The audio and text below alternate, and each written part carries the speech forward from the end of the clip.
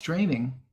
Thank you so much for joining us. This is the Art of Rock. It's Saturday, the 5th of May. And that's just a fantastic thing that makes my mind melt. First and foremost, I want to acknowledge the Tongva people as being the traditional landowners of LA. I always say that it's an important thing. Know who your traditional landowners are and acknowledge them. Thank them when you have a meal. This is the Art of Rock. We do this every Saturday on Angelspit's Twitch or the YouTube or wherever you're watching. Or if you're a robot, watch it on X, because a lot of Twitter seems to watch stuff on X, or whatever. This is made possible with Angelspit's Patreon, and I really deeply thank everybody for that. For up to $3 a month, you can join. Oh, you can actually follow for free now. Thank you, Patreon. Ice Planet's 9000's new album is out, Sequence 2. I'm really happy with it.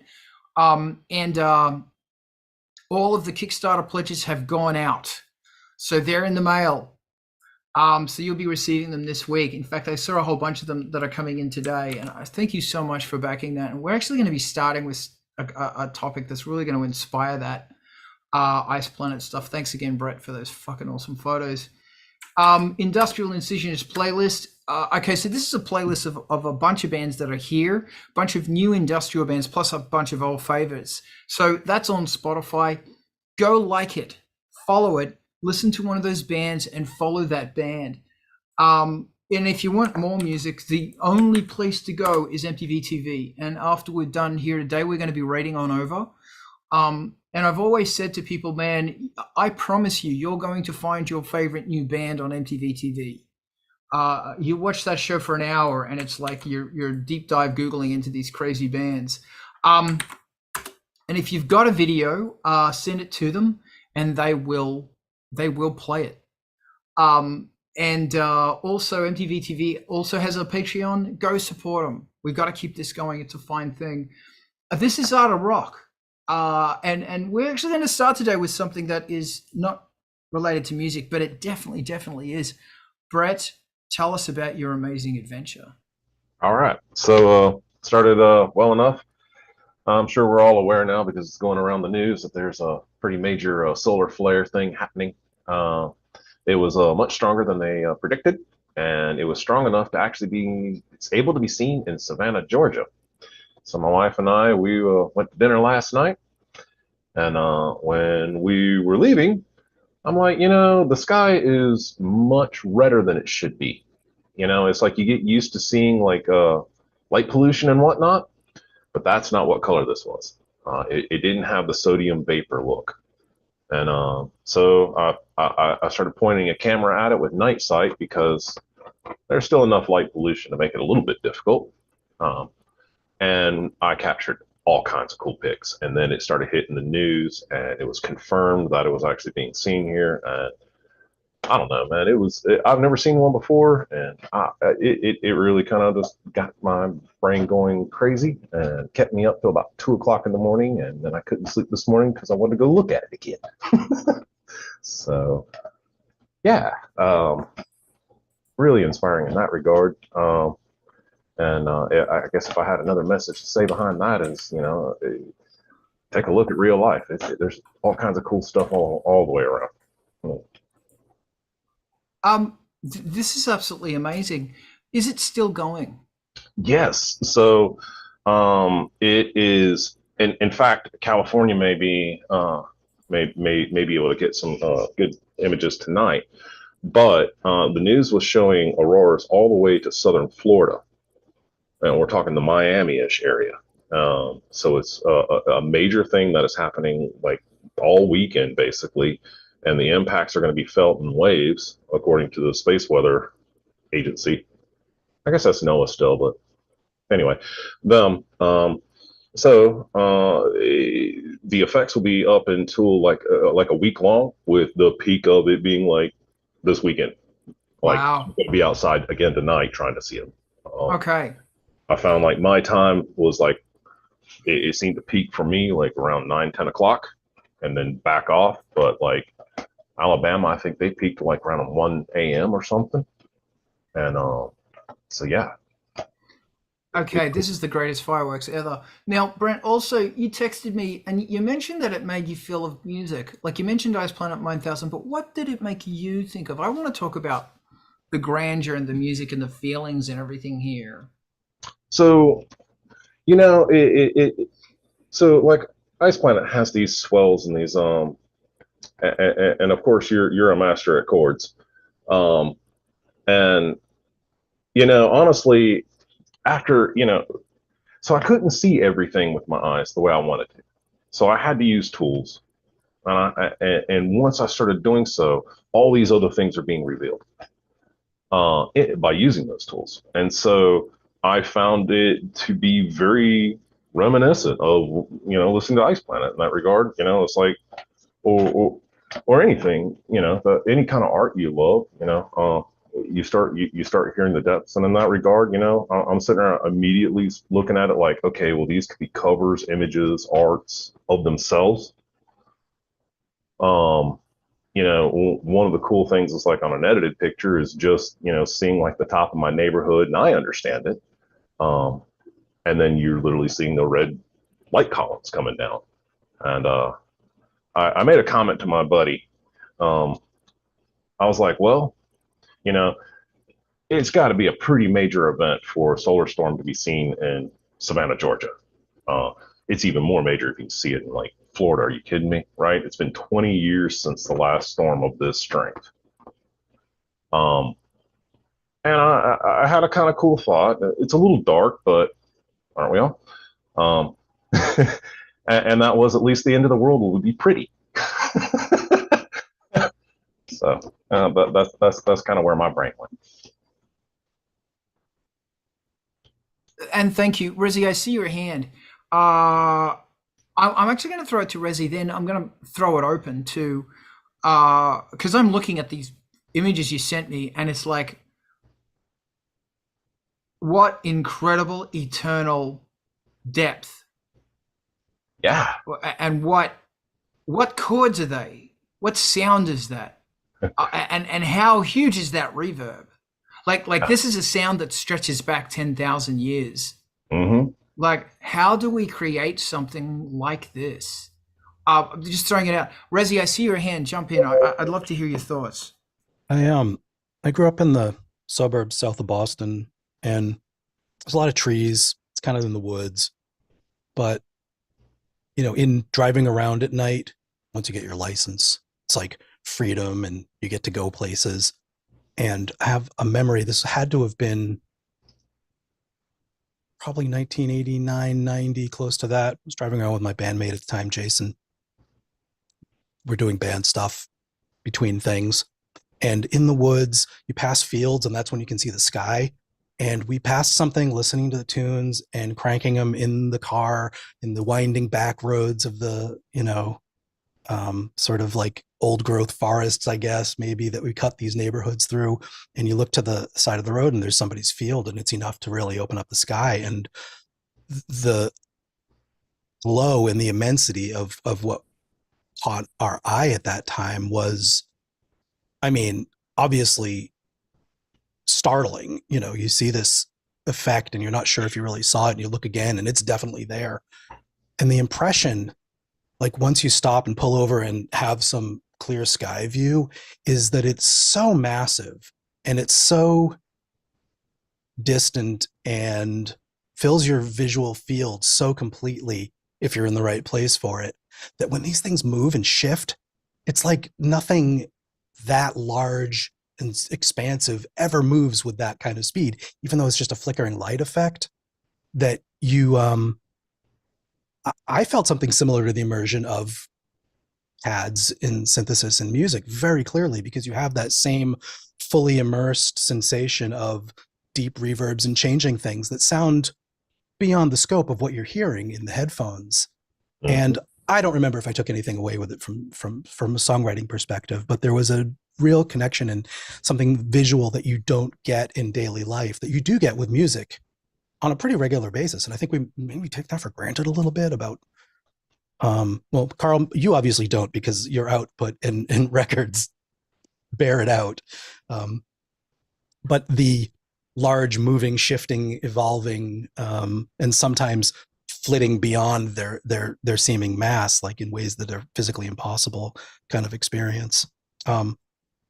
It left an impression, and I guess I'm going to have to go out tonight. I only had heard that about the sunspot activity. I didn't know that there was aurora activity until this morning when you all started talking about it. So thank you for that. Appreciate it. I think I'm gonna need to tell my dad to have a look at the Bunya Mountains where Dad lives. The you can see the Milky Way, like you can see it clearly. It is this clear streak, and I'm gonna have to tell him. It's really fascinating. The just the beauty of this, like I'm looking at your photos here, Brett, and it's like, what color is purple? What does it sound like? What is the sound of purple? I'm just actually looking at these photos. If you're going, why the hell is he looking at his phone? And one of the coolest things was how it went from like this kind of like purplish blue to this like just that far from a neon red. And like my parents are 400 miles north of me. And the pictures they got of this thing are even more intense. And it's literally like, I don't know, it's like you turn the sky into a neon sign of epic proportion. I'm trying to figure out, like, okay, so these sounds that are, because like if you just joined us, we're writing the soundtrack to the Aurora. It's not the Aurora Borealis. It is here, Yep. isn't it? Yep. Yeah. You have the Australis. Australis. Thank Australis. you. How do you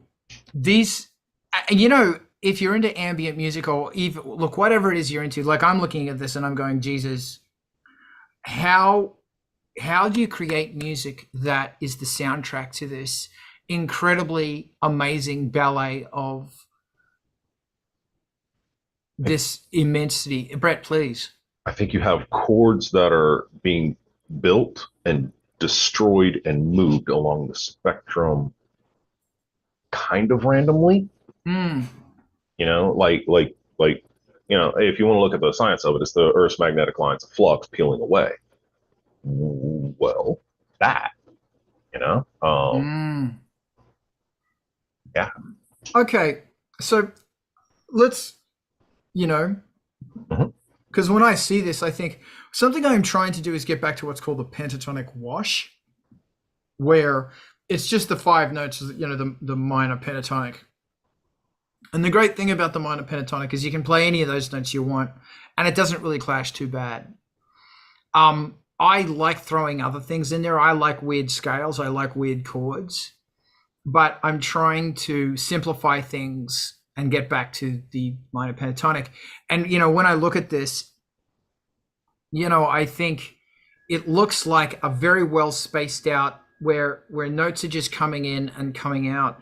And also the sound itself is also evolving. It's not just the density of the notes or the placement of where they are, but it's also the color. Yeah. And that's, I am really, really masturbating right now, but this is a very, very fine wank. Does anybody else want to jump in? Brent, you're welcome to keep going. I see Rezi's hand. Yeah, there's something that comes to mind with doing beat frequencies, because the nature of the way that the areas sort of shift and interact with each other seem like, large energy things interacting with other large energy immovable things. And there's something about setting a fixed frequency and a second frequency that moves and coming up with the beat frequencies between them that might be really evocative in this way. And on the topic of using the pentatonic scale for consonants, using it microtonally so that there's some dissonance inherent in it, and then slowly evolving that to be consonant, so you get them actually in the just intonation or that's fantastic. equal temperament. Yeah, That's great. Like Like, for example, having a slow LFO on the actual pitch, and that slow FO might be a quarter Mhm. of a tone, semitone, quarter tone, That's even important Even too. less. yeah, yeah. That's fantastic. I love that. Ivan, talk to me. Yeah, I really like the idea of finding the beat frequency going on in the yeah, because like last time I saw the auroras, because they did not go out last night, is they move, but then they move as like inside of themselves. Meanwhile, they're changing colors. So like you can see them marching across the sky.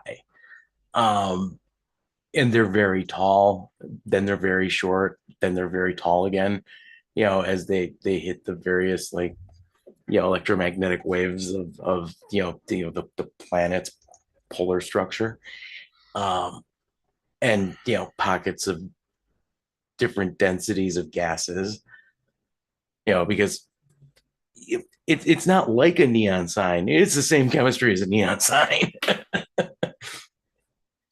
Okay, I gotta ask you, Ivan, Hmm. and anybody else is welcome to jump in here. So you're talking about how those neon signs in the sky, floating neon sky signs, you can tell that they are higher because they reach into the abyss.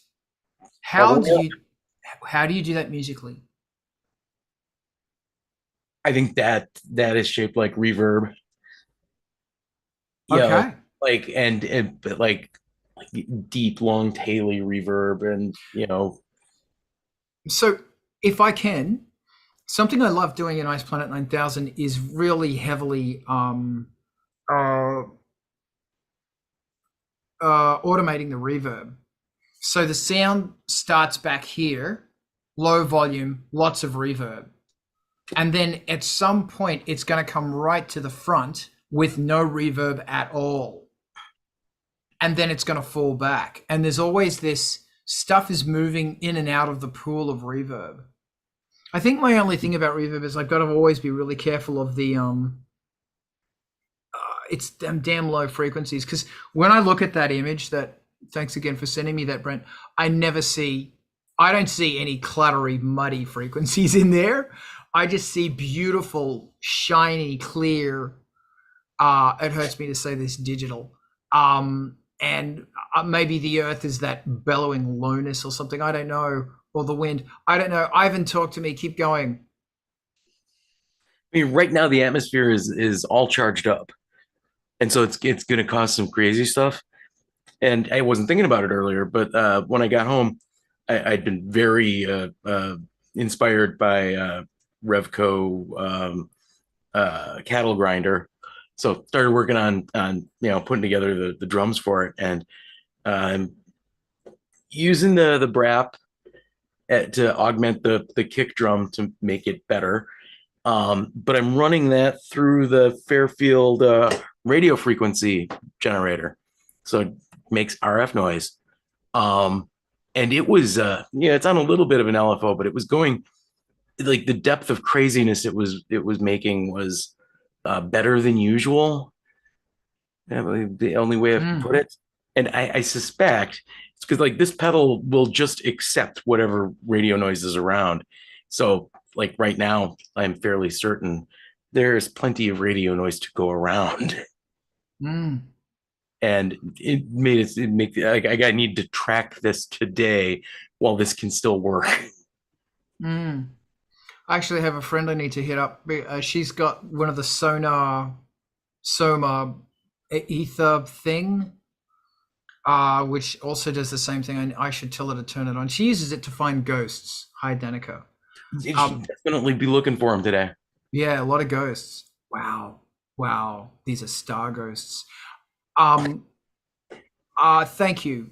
Well, Razi, I'm sorry, go ahead, Ivan. like if you've never seen the auroras, you can't truly get how much they are until you see them. And when you see them, you will immediately understand how it is that like like every freaking tribe that was exposed to the auroras has in one way or another chosen to worship them. I think we should worship them too. Yes, we should. Thank you, Ivan. That's bloody amazing. Razzie, I want to hear your thoughts about this madness. It's funny. My first inclination back in the anecdote that I was sharing was to try to capture it lyrically, and I never got anywhere near anything that I thought was appropriate, which is it's a good thing I edited on that. But your prompt, Carl, a moment ago about other sonic elements to represent these motion and texture of the thing. I don't know quite how to represent the negative space, the blackness. Like audio silence doesn't have the same impression as the black of space, which, we don't see the black of space anyway, unless you're in the desert or something like that. So I guess we've got a base level of noise of some filtered sort, of some color that we're making it. There's something in there with texture, and it's a low level. It's the background. But the foreground elements, I think that there's an interesting spatial effect that we need to bring into it for the audio, for the soundtrack version, and that's either their your background thing is so purely incoherent, out of phase, that it isn't making anything localized, and then your foreground elements have tiny little phase relationship changes to cause the same kind of height and position information that your ears would deliver. I'm always listening to headphones, so I usually think of this stuff as a headphone effect. But you either use sub 10 millisecond delays for Haas effect shifting, or an actual aural spatializer type thing like the Atmos renderer or something like that to give it the effect of height. I don't think those things are really effective for individuals in general, but the people that they do happen to work on work really well. So background element of very incoherent but changing subtly, and then your foreground audio elements more focused and with this spatialization individually. I don't know how many you can get shifting around at the same time before you lose the ear brain track of them. But something with the audio spatialization on the foreground melodic, pentatonic in this case, let's say, elements that that's starting to form like something I could do, something I could get on the DAW and start creating. That's incredible, man. I've never thought about that. What does space sound like? I love that. Like I have, but I haven't really thought of it like that. And another thing is, I will say, look, Brian and Adam, good to see Adam. I really want to, I'm going to get to you shortly. Like I said, I want to get back to the pentatonic thing, but when I look at these images don't say pentatonic to me. They say some beautiful alien scale, where, there are moments of dissonance, of semitone dissonance, and that's okay. Pentatonics have no semitones in them. I'm babbling now. Brett, talk to me. All right, so if you're going with the pentatonic, which of course you just said maybe not, but nonetheless, what does space sound like to me? I think it kind of has like this really large but low volume, low pitch chord.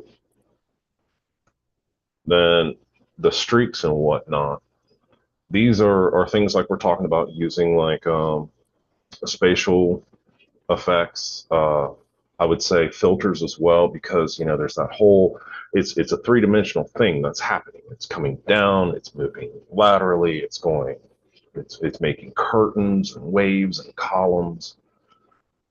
And so you're going to do that. You're going to, I think, in my opinion, you're going to take sounds that maybe kind of sound like in some cases, like a shimmer or crackle.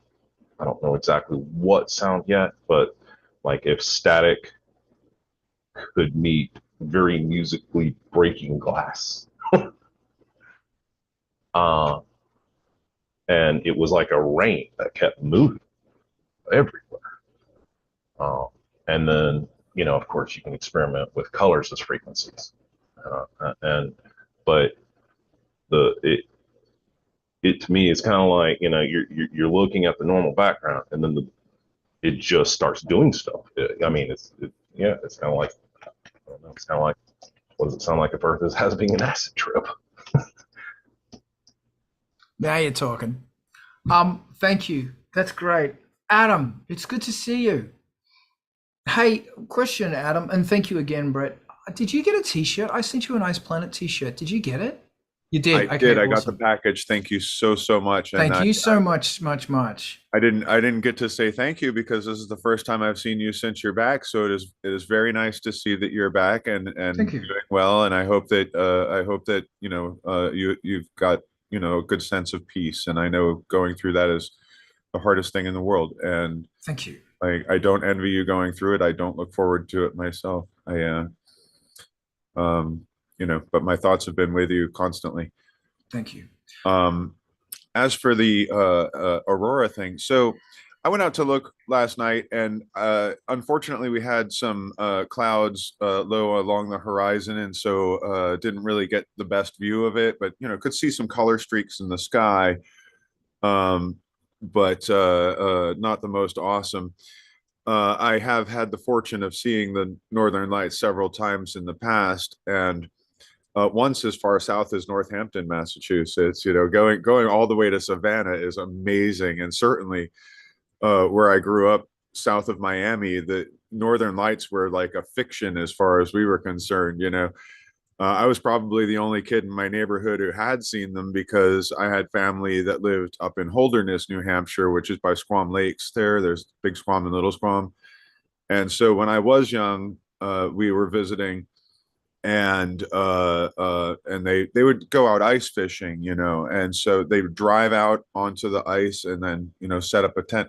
And so we were out there in the middle of the night on the ice, and I mentioned in the Zoom chat here that sometimes you can hear it crackling, and this was one of those nights because, like, you got to imagine you're out in the middle of this fucking huge lake. I mean, Squam Lake is big, right? This is, you know, like, this is your whole, like, you know, this is where the loons come from. You know how, like, loons are always in soundtracks in inappropriate locations. Well, this is where loons actually come from. So you hear the loons calling, and the sky, and it's crackling, and it's not like lightning crackling. It's like taking spaghetti and twisting it crackling, and but it's echoing throughout the entire sky. You can't tell where it's coming from.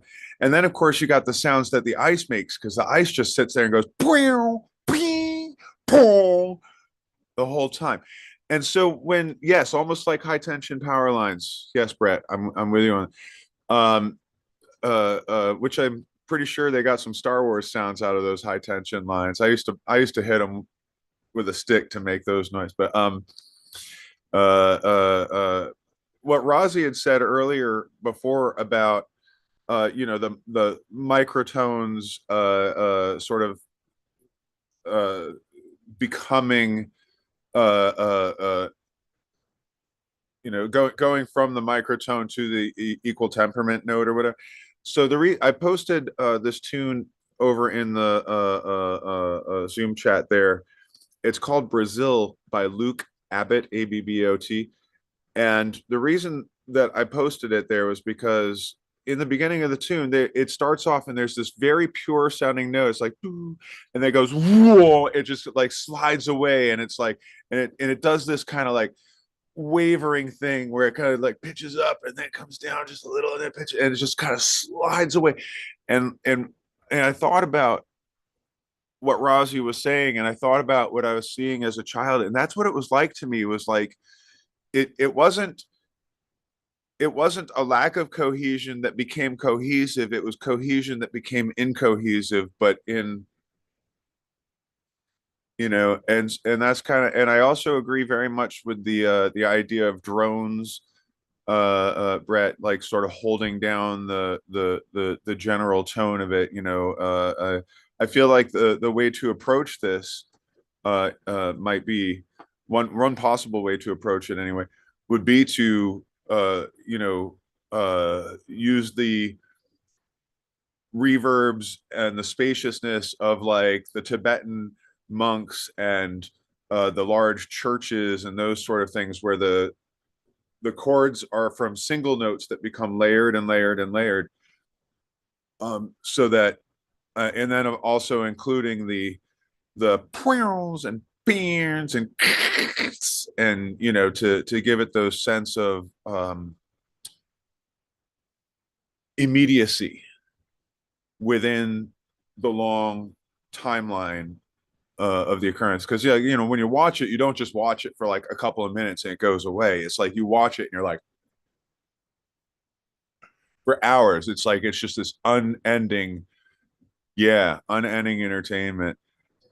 But yeah, so that's kind of what I'm thinking, is like that very, like, you know, lots of things that are long, drones, things that build up in the reverb, the sliding thing, you know, going from like these pure notes and sliding away from them, and but doing them in different ways. Like this one goes this way and this one goes this way, you know, and using that to create, you know, I think the other thing too is that like it's hard to imagine a melody for something like that. I mean, like I think a lot of the classical composers would look at it and they would like build themes, right? That would be melodies within the larger piece. So that might be something that you could do, would be to create certain little hooks, you know, like in a soundtrack when the, you know, the evil character appears. Every time the evil character appears, it goes bum bum bum bum, right? Every time the good guy appears in the thing, it goes da da da, you know, because it's like you have this person's theme and that person's theme and the other person's theme. So maybe you could select, you know, different color ranges or spatial ranges or what have you to create those themes within the long piece, just to, you know, give a sense of color. But I love it. Thank you turning it so over. much. Just thoughts. Thank you. I'm going to throw this to Ivan, but a question I want to throw for the next round of conversation and thought is, if you were going to create this not on a synthesizer, but on something else, and sure, modular, but no, I'm talking about found sound instruments. What would you use? How would you use it? And I want to go beyond guitar or blaster beam or anything like that. Like, how could you create something, and where could you create something like this acoustically, or using alternative electronics? And that could include a TV set. Remember them? Chain playing static or something, I don't know. But right now I want to throw this to Ivan because I want to know where your brain's at. Thank you, Ivan. And thank you again, Adam. Ivan, go. Instantly have two thoughts. One, you know, staticky stuff coming in from shortwave, always good. Also, I used to be a consultant at a place called Harnischfeger. You've all experienced their products in that you've used things made out of metal, which has been mined. Harnischfeger made when I was there, was making the largest walking drag lines on the planet, used to do very deep mining, like, you know, like moving mountains. And so they had stuff, like they had a steel room, but they just kept steel stock and, you know, big ass magnetic cranes that move that stuff around. And that room sounded like clanging hell on most days. It was amazing. Like, and the room was so large, there was a shed in the room. You know, multiple football fields of space. And then, you know, they also had a robot that ground the main gear for these walking drag lines, you know, because we're talking about a gear that was like 40 feet across and made out of like extremely hardened steel. And so it would just shave, advance, shave until it was done. And it took weeks for this thing to do its job. And they also had a room they called the steel burning room, where they used sodium baths to harden steel. No piece of equipment lasted very long in that room. And it was also, and like, again, like just the sounds that came out of that room were blinding, like cool. Like wish I had most of the recording equipment I've got now when I was working there, because I would have had a field day. And then, like down on the main production floor, everywhere you went, it was some sort of grinding or banging or slamming or pounding. Like everything about that place was freaking amazing. So like these are my go-tos for making those things happen. And then inspired music, you know, like it's already been done. Like a great, example to go check out. Like who remembers Coil's White Rainbow from '99? Yeah, I mean, like that is an aurora happening, in 8 minutes long or whatever. 9. And like, yeah, very ambient, a lot of grinding, a lot of like strings being just pulled, kind of vaguely tortured. Like get the sounds are good. That's fantastic. Once again, I'm really inspired to go on a sonic safari. I was in a place with a big stairwell the other day, just going, God, I love stairwells. They're just so fantastic. Thank you, Ivan. Razi, hit me. What you got?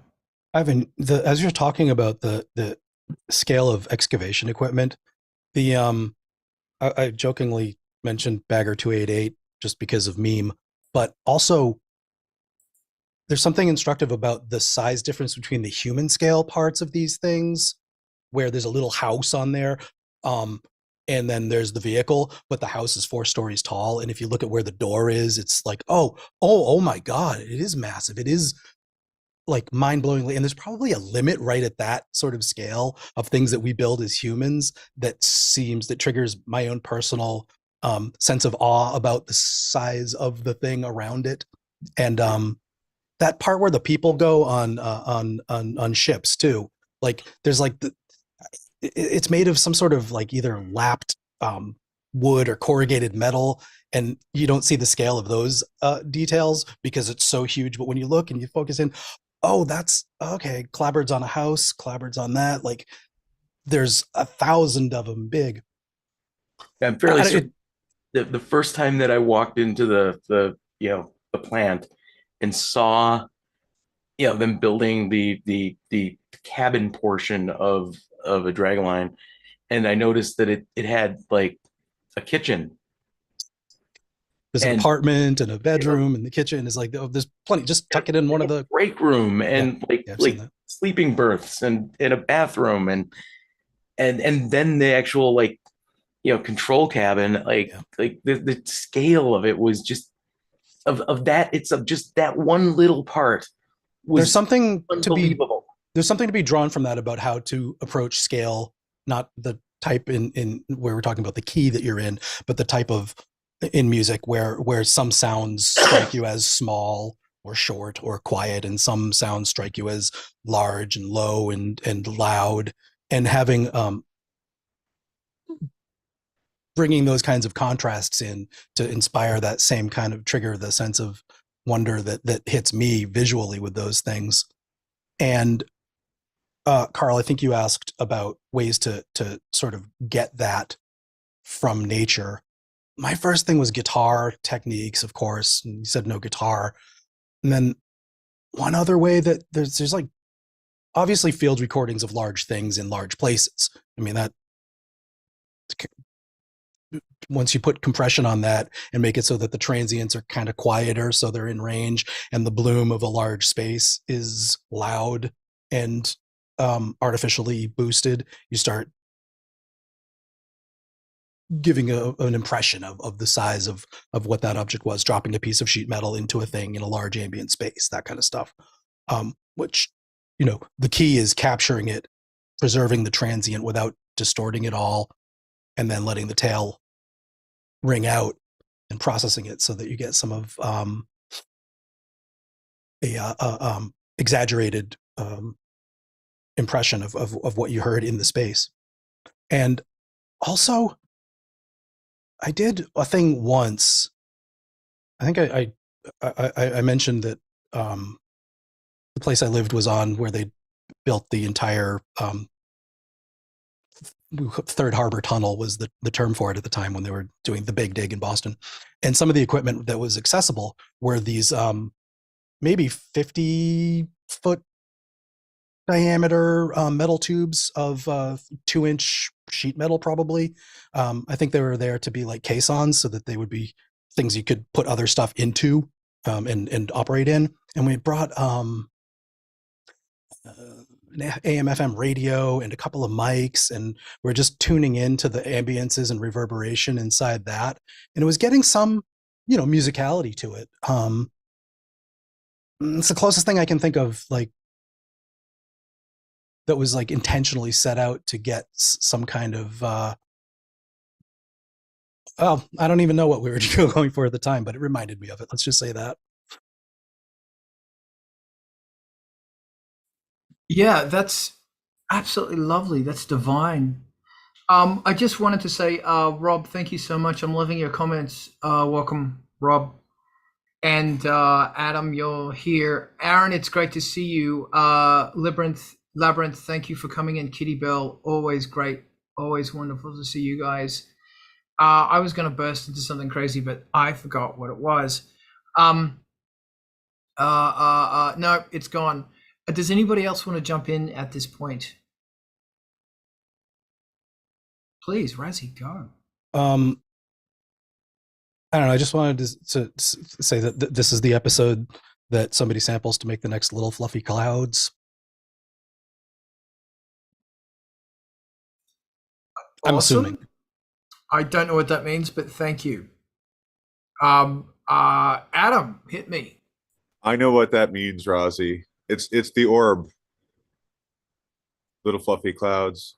There's a very long meandering monologue from Ricky Lee Jones that's extremely trippy and introspective and poetic and very visually evocative about Little Fluffy and very Clouds. acid driven.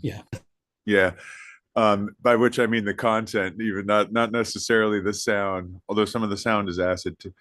I was thinking about the big spaces thing, and I made a comment over in the chat over here, of course. Razi, you know Bukowski's, right?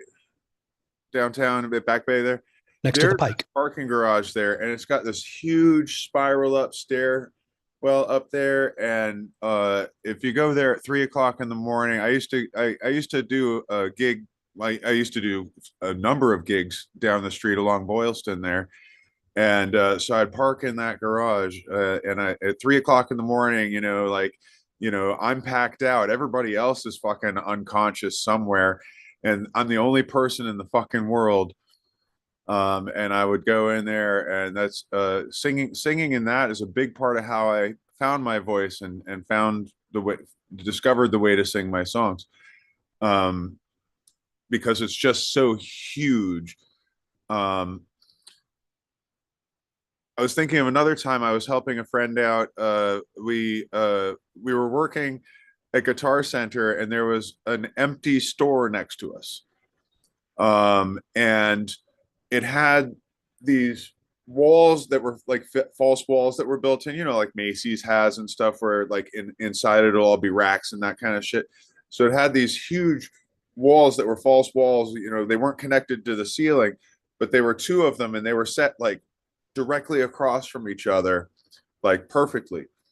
And he played the drums, and so we dragged over a bunch of drums from the Guitar Center.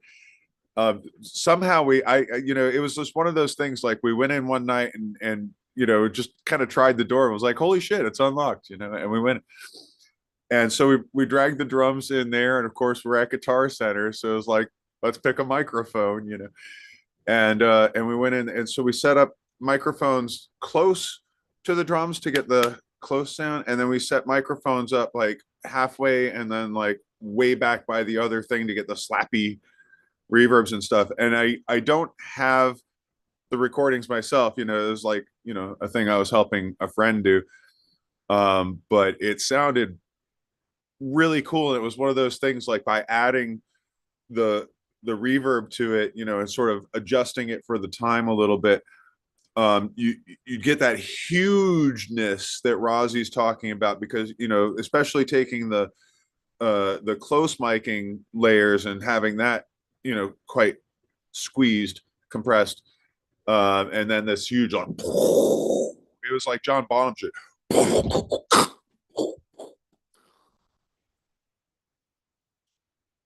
Done. My life. Thank you so much. Thank you for that. I just dropped everything, but it's fine now. Yeah, close miking, compression, and then far miking, like far 100 feet away miking in a cavern is fantastic. It's really amazing how when you use acoustic instruments, the sound changes so drastically. It adds wonderful dimension to it. I mean, obviously, in like, you know, electronic music and industrial music, yes, absolutely. But it's curious in ambient music when there is a real element in there, not just sampled, but an actual recording of something, even if that's you with a piece of sheet metal that you're wobbling, and you're using the reverb of a car park or something. It's just adds such fantastic dimension. Okay. If anybody else wants to jump in on this, because it kind of leads us very nicely into something that Razi brought up this morning. Okay, Razi, I'm going to throw this to you. Yeah, to sort of continue a possible trend of mentioning stuff Steve Albini said, in memoriam this time, there's an idea of capturing the sound the way you want it. And that's a little bit of a like lost concept with electronic stuff in some ways. If I have a synthesizer now, it has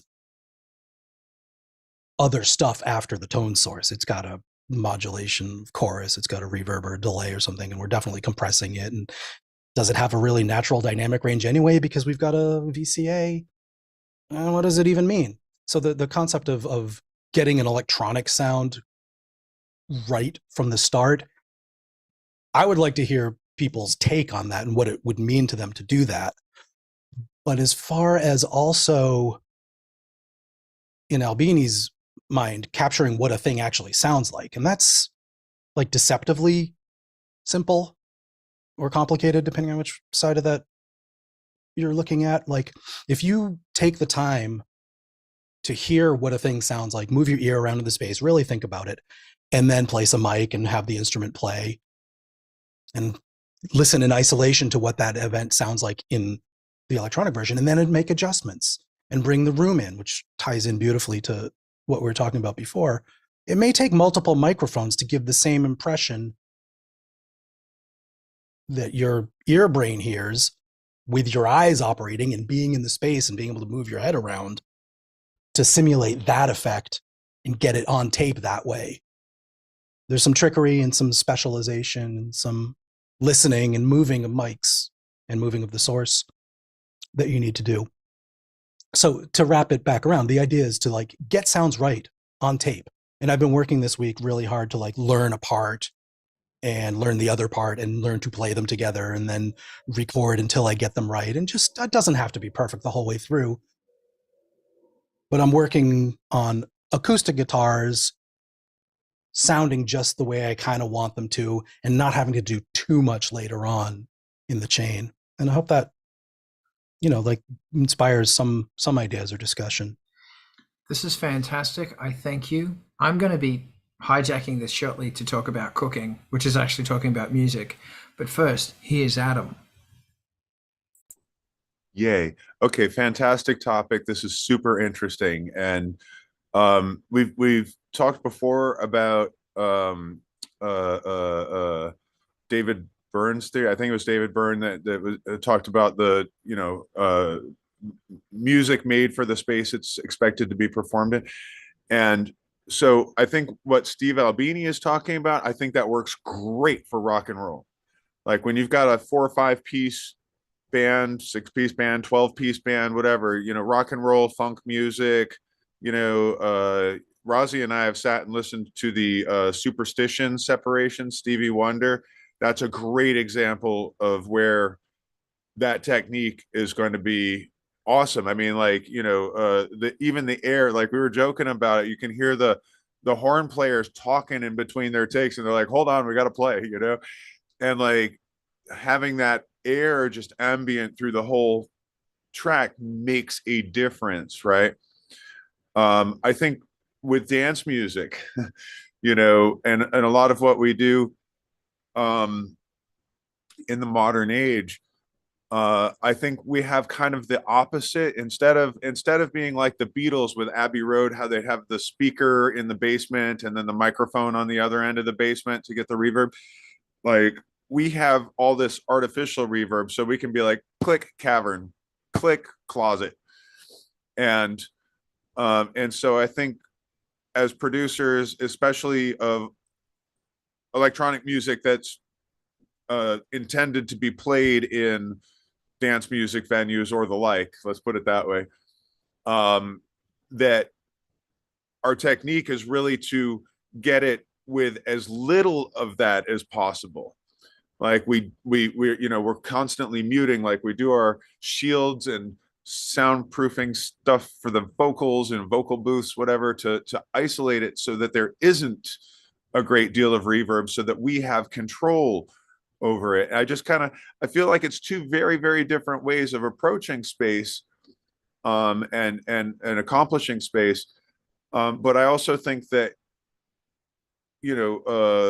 while the very tight, unreverb, no reverb sort of electronic, where you can make it the doosh, doosh, doosh, doosh, right, just by turning the reverb.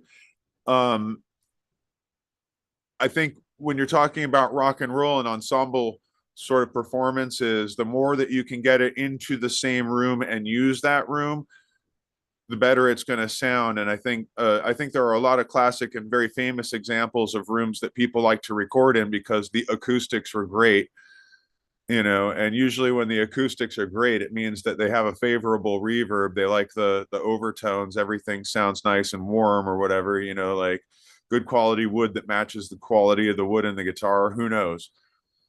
I do think that if you're talking about rock and roll, I mean, I think a lot of the sound of rock and roll records comes from the spaces that they're recorded in.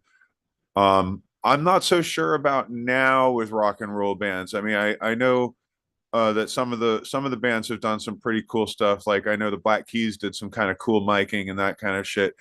I don't really know. I don't really have a sense of how like modern rock and roll is being recorded, being on the sort of synth side of things, where again, the part of the reason that we get so into the synth stuff, right, is that we have ultimate control over everything. We have control over the chaos because we can decide how much chaos we want.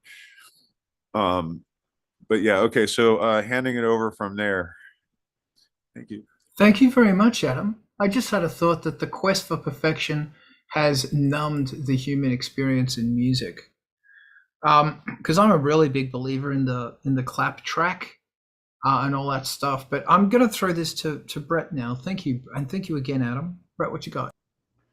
So a lot of what I was thinking is actually Adam covered as well. Really, what I had left is a kind of a caveat where it kind of goes to recording samples, and I will go to recording that sound you want. To Razi's point, are things like Carl using a bathroom toilet seat as a snare drum.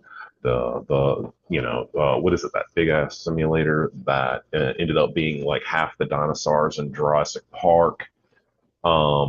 That's what these, just reimagining what things actually sound like, I think is where I was going with that in concept for where it goes to sampling.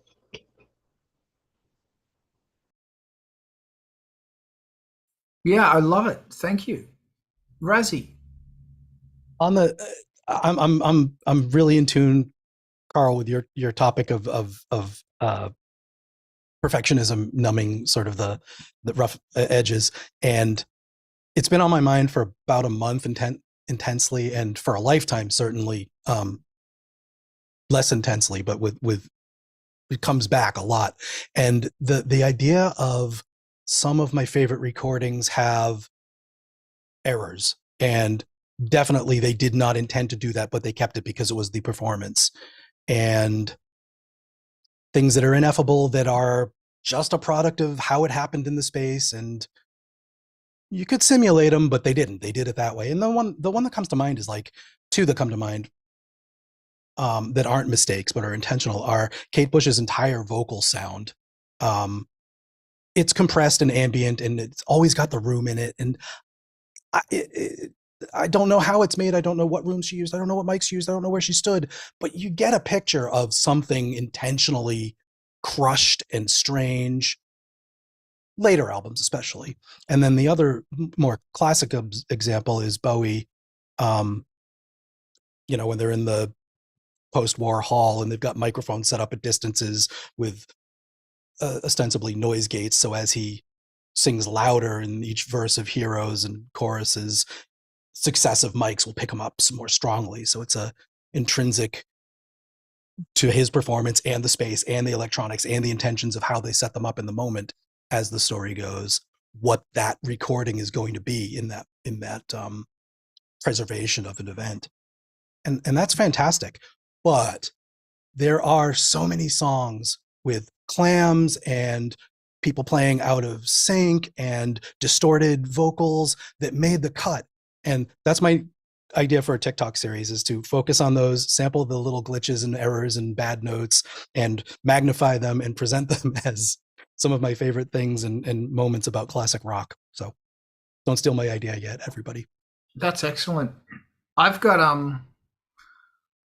oh yeah, that's great. Another thing is, do you permit your music the spirit and freedom to explore and make mistakes?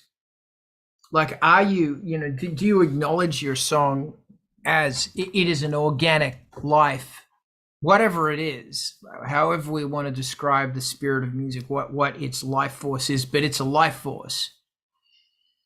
And Ivan, you're going to have to back me up here because I'm going into magic. It is a life force, and Razi's got that look on his face that he gets on his face every time Ivan and Carl start talking. It's a life force. But the thing about that life force is, do you permit it? Do you give it the permission to explore who it is during the songwriting process? Are you confident enough in yourself to allow it, not you, it, to explore the grounds that it needs to explore in order for it to find its realization? That is a mind-blowing concept to me. And that is something that I am always struggling with, that I don't feel, I find it hard letting go of control. And another thing as well, coming back to the genesis of this wonderful conversation, again, thank you, Razi, for bringing this up, is the capturing the sound in electronic music. you're miking up a guitar or a drum kit. You spend, like usually with the drums, it's pretty much of a given where you stick the snare with the 57 with the snare. But when it comes to miking up a guitar, you fuck around for days, sticking the microphone, the angle, oh my God, all of it. But it's so funny that I do spend time doing that with music. With electronic sounds, I still spend a lot of time with that. But I've got this funny habit, bad habit, that if I'm using, I just chuck a preset on. Well, it's not a preset; it's a song that I have made on the synthesizer X. After I've been working on the song for an hour, I get used to that sound, and I don't actually go, okay, let's define this sound now. And it's a terrible, terrible, terrible habit that I have to fucking get out of, because, man, Adam, what are your thoughts on everything? On everything? Yeah. That's a lot to think about, man. No, so a couple of quick thoughts. Razi, perhaps one of the major reasons that mistakes were left in the recordings at that time was because they ran out of money. I do think that limitations often lead to creativity, and money is definitely one of those limitations that all of us creatives have to find ways around, and sometimes we have to accept the limitations of what we are capable of doing at the time because of what we are able to afford. At the same time, I like to be very, very open to mistakes when I'm working on things. And in fact, everything I do is a mistake, which, you know, my life should probably prove just by observation. But seriously, though, I think one of the things that is fun to do is to try to off balance what you're doing to a point to you know, it's one of those like stretching the comfort zone sort of things. One of the interesting things that, you know, just to talk about like the miking and that kind of thing real quick. I happen to be really, really good and quick at zipping out like which frequency is the standing frequency, which, you know, like you know, what's the best acoustic point on this guitar, or this, you know, where's the tone of this thing coming from. And I think it's because I'm deaf in the one ear, and so this ear is like super directional in that respect. But that is one of those things that I showed an early talent for, and I think it's been a skill that I've kind of taken for granted my whole life, because I'm like, oh yeah, it's right there, you know. I mean, I don't even think about it. Like the best spot to mic a drum, it's here, you know. Those kind of things. But I guess that's all I have to say about everything 42. Well said. Thank you. Thank you very much for that. Brett, hit me. So I like the question there about do you give the track or the song or the sound the freedom to be itself, and even incorporate what you might think is a mistake. And to that, absolutely. That is actually a lot of how my creative process works. So, you know, I'll have a yeah. All right. So a lot of times, you know, there'll be a song or something out there that I might have like a bit of its hook in my head. And so I'll come to the studio just kind of with a little bit of a drive along that. And I'll pick up the guitar or I'll hit the piano, and I'll just start jamming to the noise in my head. And a lot of times I'm recording that. Because I'll then, the goal is to come back and perfect whatever that jam is. However, on more than one occasion, and there's two songs especially I can call out. One is Against You, which I wrote about Eric Gardner, and the second one is An Imperfect Sorrow, which is an instrumental. And in both of those cases, making it perfect and taking away, well, attempting to make it perfect took away its character. And so I literally had to leave it. And like with Against You, there was a whole vocal track that was planned for it. And I put it down and hated it and removed it all and turned it back into an instrumental. And I allowed in that case, what ended up working is allowing what happened, you know, to be the narrator. And that's also one of the concepts that's used in that I used in An Imperfect Sorrow, though it's much more subjective to the listener since there is no grounding concept other than the name.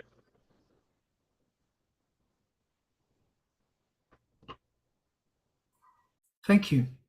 That's really interesting. Razi, what you got? Right. One of the greatest freedoms of this genre is that we can just keep the original thing. And I mean, this genre, the ones that don't sound like classical pop, country, country rap country, Maybe some of those do it too, but we can keep that thing that we recorded on the micro deck in the car in 1987, and we finally discovered again at the tail of a DAT machine, and we're like, oh yeah, that's, and it can be a central part of the song, the sonic imprint that you're hearing as you listen to it, or keep it around for inspiration and tuck it in there. Either way, we've got that. There's a tension still every time, Carl, back onto giving the song also the freedom to do something else and become something else on its own. And that exploration is the songwriting. That is like part of we're creating sounds from scratch and inventing songs while we do it, and hopefully trying to come out with something that matches the other songs it's going to sit around with or be totally unique. And that is the demoitis versus exploration schism, let's call it. Where knowing when to respect the gem that you have and leaving it unpolished all the way through to the end, through mastering, through delivery, versus the time you spend trying to polish it and maybe grinding it away to nothing. But the other affordance that we have now is that we can keep all of that, and hopefully we don't get too bogged down in our versions, and hopefully mix version 3 final, actually final, we know when to actually land on that. But the concise answer, Carl, yeah, that exploration to find how the song wants to live and where the piece is going to go is in every songwriting venture, every time I stab at it. Thank you. It's really interesting. How do you turn your brain off? Because that's like a really big interesting thing, is that your brain is such a very small part of the music creation process. You're also channeling something. You're also listening to your spirit. You're also listening to the machinery. You're also all of this stuff. And you're listening to the soul of the song and what the song's wanting to say, not just your brain and not just your analytics. And turning that off is really, really, really, really hard. Food for thought. Adam, I'd love to hear your thoughts on this, or whatever. I feel like Razi had something specific he wanted to address, because he popped the hand up at a time that seemed like he wanted to hit something specific. If not, I'll take it. I mean, unless you're changing topics entirely, I can wait. Oh, no, I'm not changing topics, but I am going back to what you were saying as well. And then I'll come to how do you turn your mind off? Like, well, I'll start with that. I don't know how you turn your mind. I can't turn my fucking mind off, but that's one of the things that I like so much about my mind. It drives me crazy sometimes, but man, I wouldn't have it any other way. But this actually kind of brings me back to what I wanted to talk about Razi's thing, which is like, a lot of what we use, like going back to those recordings and that kind of stuff, a lot of what we do is like, it's so based on our way of constructing songs, right? Like, we've talked a bit about this before. Like in my case, when I'm remixing, I build it up from the drums, from the acapella. When I'm writing my own music, I start with the acapella. Like I write I'm starting with a melody, and then treating it the same way that I would as a remix. I think, well, and then there's other ways that I've worked with, doing the more experimental thing, which is like kind of like, oh, hey, this is a cool sound I just found. What can I do with this? And then sort of constructing like, what's another cool sound that'll go with this? What's another cool sound that'll go with this? And sort of constructing over that until the melody speaks. That's how I did a lot of my more instrumental stuff. And then, creating the ambient pieces from that, like, that's what, to be like, okay, this is when you're going out and doing your field recordings or standing in the kitchen snapping spaghetti or hitting pots or whatever, because now you have a sense of what you're trying to achieve, but I'm wondering if they're I'm wondering about cases in which, because this is not how I would work, but cases in which you would start from a field recording or a sampling of some, like, I guess I do work from samples, but like from a field recording, like when you go out, like you hit that high tension wire, it goes, and you're like, that's a cool song. That's a cool sound. I'm going to build a song out of that. Like, I've never done that. And that's that kind of raised my curiosity, like, because of what Raziel was saying about, construction.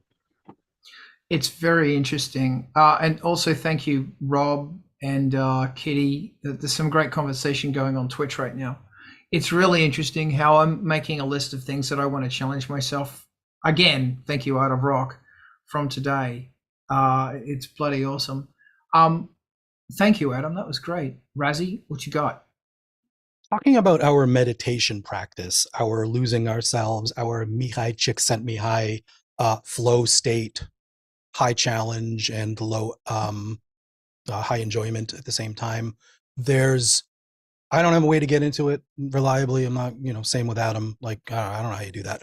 But the times that I have noticed, oh my God, I wasn't thinking for 7 minutes.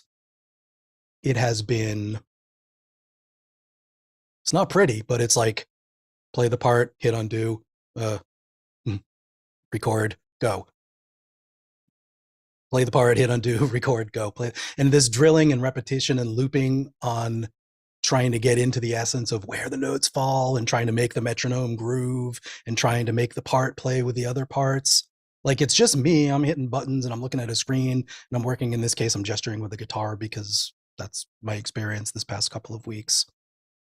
And sometime, after a few minutes, or it gets to be tiresome, or fingers are getting tired, or the progress stops, I'll look back and be like, yeah, I was not thinking. The music improved. My dexterity got better. Things happened in that time that I was not aware of. And man, the ultimate outcome though, like 5 minutes later, when you play it back and listen and it's good and you achieved something and you did the thing you're setting out to do, like, that's an experience. That's a whole thing. I'll say a positive one, and I love it. But. That's great. Thank you. Yeah, meditation, I just can't. I've tried so hard, but I just cannot. But I got to tell you, man, if I'm sitting with this massive oscillator that's just washing with us through a beautiful filter, I guess that's my It is. Yeah. It is. It's your meditation. It's totally legit. It absolutely counts. Thank you. Brett. In regards to meditation, a lot of mine's kinetic. I got to move. Oddly, lately, a wood lathe. Never thought in a million years I'd like it. My dad gave me one, and now I have about 8 logs drying in my garage. So it's not musical, but it is. I'm getting up. I'm doing something completely different. I sit there, and I am forced to do something that I don't know. And hold on a minute. I'm sorry. 8 logs. Yeah. You're turning wood? Yes, sir. Good on ya, dude. I went out into the woods in my backyard. I chopped up a tree with a chainsaw. I brought logs into the house. They're drying, and I've got 2 bowls downstairs that have stain on them right now. Things I didn't do a month ago. Brett, you are my apocalypse friend. Dude, I get even weirder than that. I got chickens and everything else. Believe me, dude. But the whole thing about it, that's how I meditate. It's like, and I don't know if any of you are familiar with the artist Ren. He's out of the UK. He's kind of a hip hop guy, but he had a really cool track in which he was having a battle with himself, and at the end of it, he had this kind of monologue. No kind of about it. It was a monologue, and then I had brought up a really good point about mental illness and one of the things out of that really kind of made sense. And I put it in the chat there a moment ago, but he was like, look, what I learned about it is when I stopped fighting everything and just bent with it. It still flows. There's nothing going to stem the tide, but if you bend with it a little bit, it's easier to take. And so that my way of doing that is literally separate myself from the thing that's annoying me for a minute. Go do something else kinetically. That's my whatever. Maybe I put on music. Maybe I'm just arguing with myself while I'm doing it. That's my point to that. Adam, the other thing I was going to say to you was, and I know Carl can relate to this in terms of building instruments and having that turn into a song. One of the coolest tracks I did way back when started because I grabbed a guitar pick, a paper clip, a microphone, connected to this here quadriverb, put it on massive reverbs and delays, and then played an oscillating fan with a glove. I put it against the textured edge, and I figured out all of a sudden now I've got a buzz and I can control the pitch of that. And wrote an entire song on an oscillating fan and then put a drum track to it.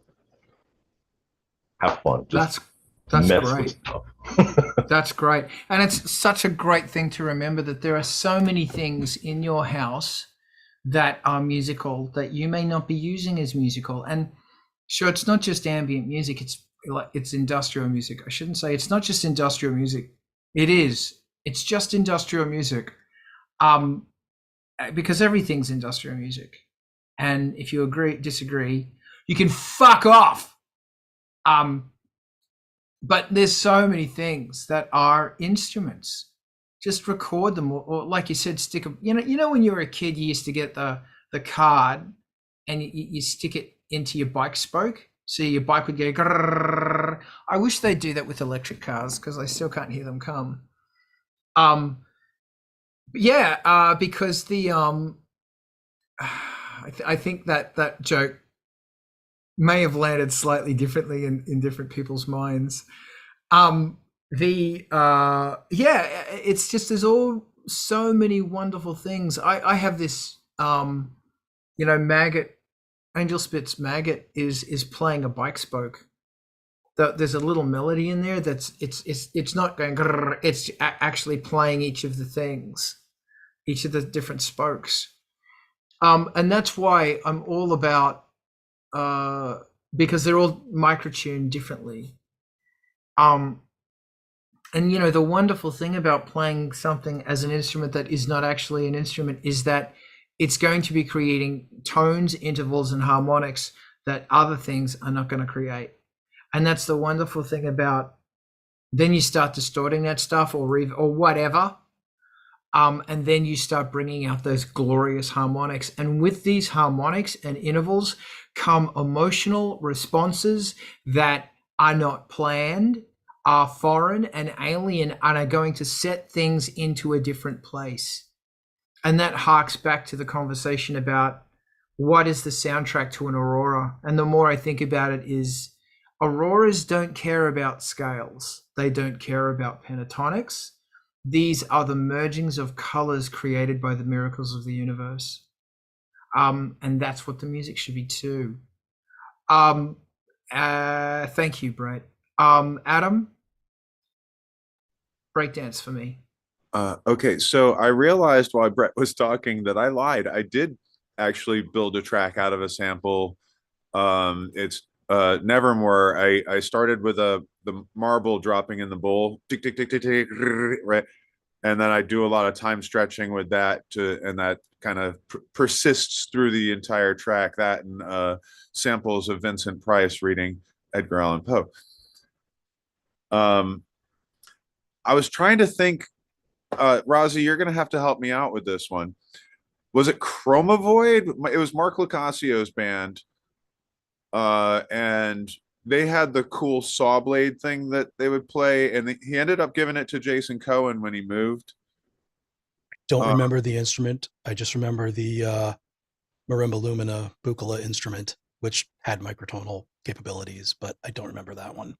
Well, if you want, you can pick it up from there, because I mean that was kind of the thing with the saw blades, was they had it all tuned because they had them on springs with a screw, and so they're all different size saw blades, but then they had the tension of the screw that would that they could kind of adjust the pitch with, and it would also give it the twang.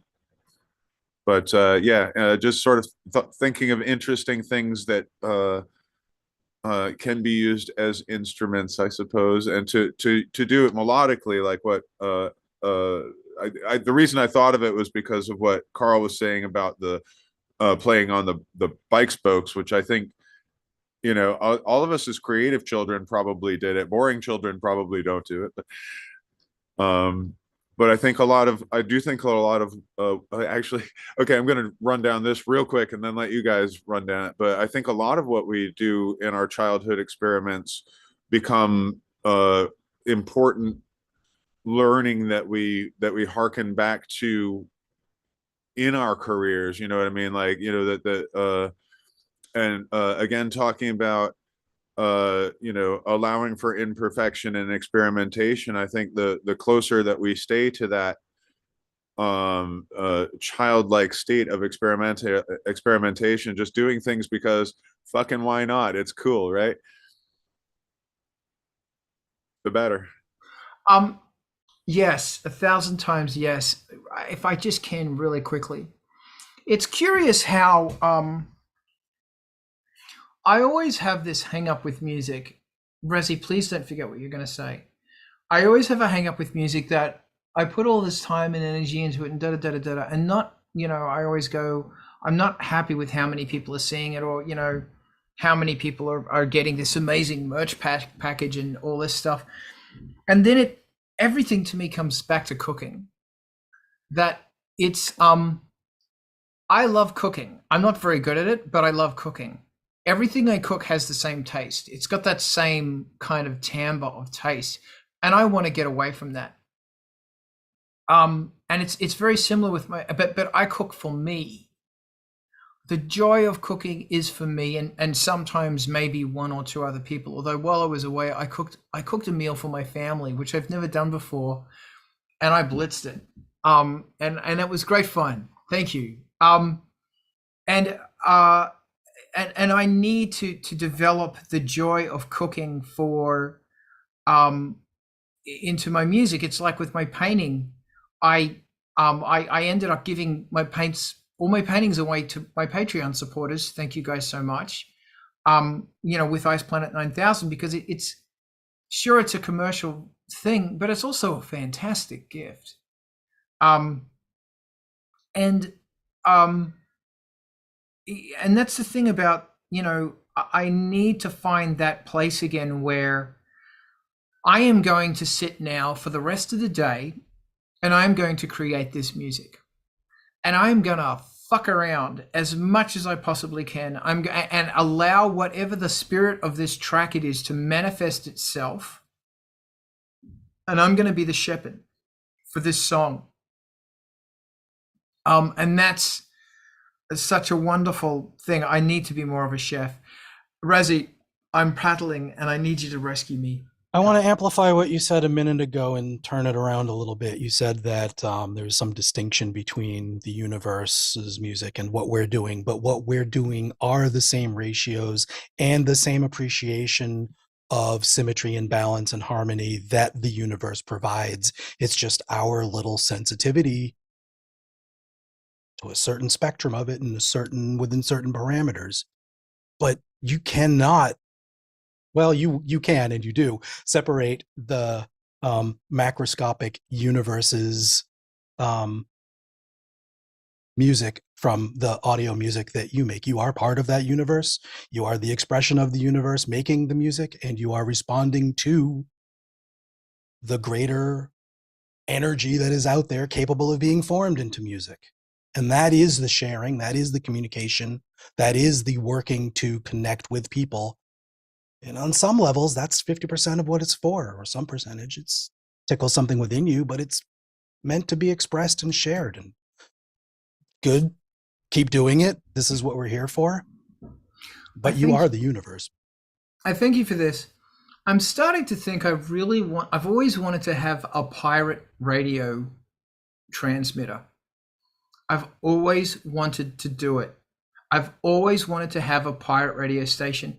And my reason is not just because it's a pirate thing and it's cool. And I watched that episode of The Goodies. Rob's the only person who's going to get that.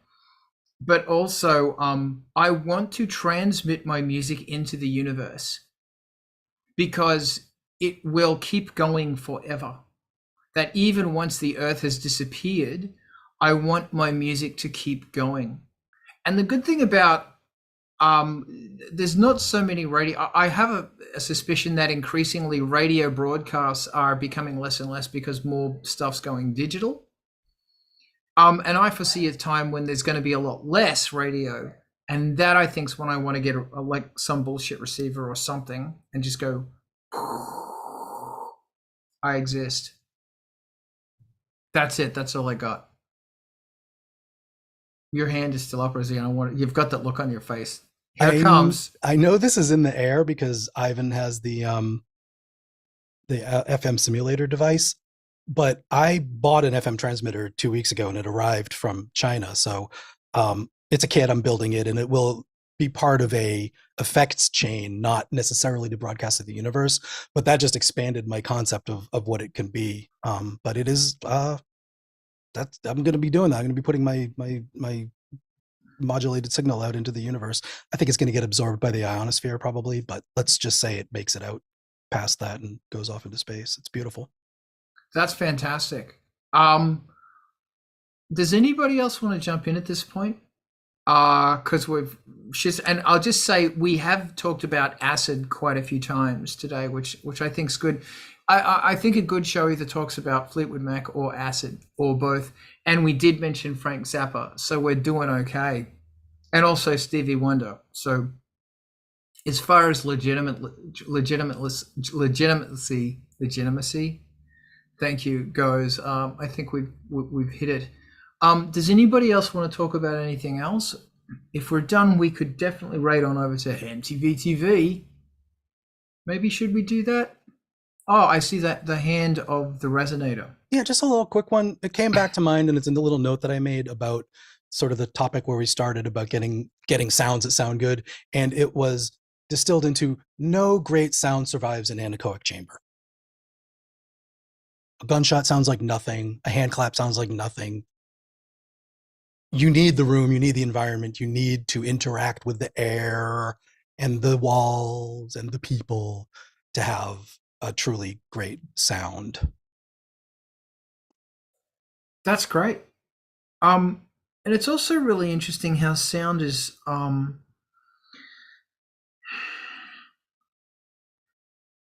sound and music is so much of it has to do with the perception of the person that's hearing it.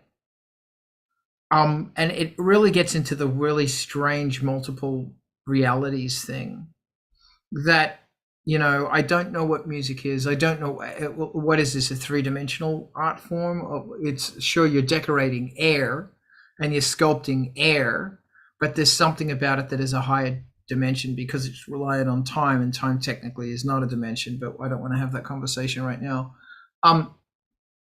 It's just really interesting how to the depth of it, like, it's just fascinating how the song to me, or you write a song and it means this thing to you, but actually it doesn't mean that thing to you. What it means to you is a whole bunch of toil and a process and putting it out and blah, blah, blah. That's what the song means to you. It may have started with something else, but that's what it's become to you. But then you release it and then somebody hears it for the first time and it becomes their breakup song, or it becomes the anthem to them going out partying, or it becomes something wonderful, or it becomes something of great meaning that is attached to some higher thing inside their brain or spirit or something. And it just forever. And that's when you go, you know, you could argue about, does the choice of the bass line that I used here really matter? I think it does, me personally. And it's not because it's that bass. It's because it's a reflection of the mood of the character of that song. So in closing, for me anyway, because I've got a feeling we're wrapping it up. If not, doesn't matter. Give a fuck. Give a fuck about your music, because to you it must taste good. Other people are going to hear it or not, or maybe. Make sure it tastes good to them too. Because maybe that thing, that song that you have created, is going to become something very important to that person. Maybe it will be played at someone's funeral. Maybe it will be played in the celebration of that person having a child, or it will be the theme to someone's childhood, or whatever. You don't know. As Bowie said, you don't know who's listening.